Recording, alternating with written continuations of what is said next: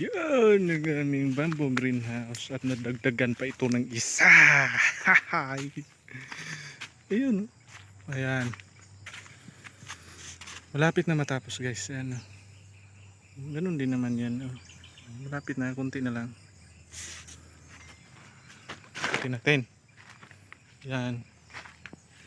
Ito yung entrance. Malapit na rin tapos. Yan. Ayos. Ito yung loob. Kunti na lang talaga yun. Tapos lang magbubong. Hindi pa naalisan ng plastic. Ganda naman guys. Yan. Kunti na lang talaga. Diyan kasi sa mga awang mga plastic yan dyan. Para walang insekto makapasok.